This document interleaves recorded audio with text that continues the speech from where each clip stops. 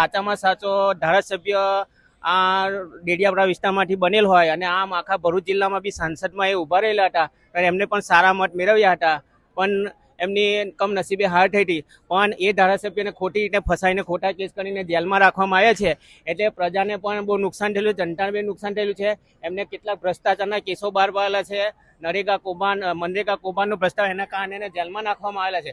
જેથી સરકારે ખોટી રીતના ખોટા કેસો કરીને ફસાવીને નિર્દોષ માનીને પ્રજાની જનતાનું કામ કરતા ધારાસભ્યોને જેલમાં એટેક કરીને જનતા માટે નુકસાન કરે છે. એના માટે જનતા ખૂબ પ્રિય છે અને જનતા ફરીવાર એને ડેડિયાપાડાના ધારાસભ્ય હું સાંસદ હું મુખ્યમંત્રી પણ બનાવશે એવી અમારી જનતા જો સંદેશ છે.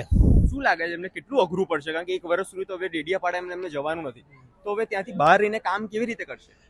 ભલે એ ડેડિયાપાડાની બહાર હોય પણ બહાર રહીને પણ નજીક થઈને લોકો, સ્થાનિક લોકો, ડેડિયાપાડાના લોકો જે છે કે ભરૂચ જિલ્લાના હોય કે ભાઈ ગુજરાતના હોય, એમની જે કંઈ રાજપીપળામાં રહેવાનું હોય કે કેવડિયા કોલોની રહેવાનું હોય, જે જગ્યાએ સ્થાનિક હશે ત્યાંથી પણ એ પ્રશ્નો ઓનલાઈન કે ગમે રીતે હલ કરશે એવું અમારું માનવું છે.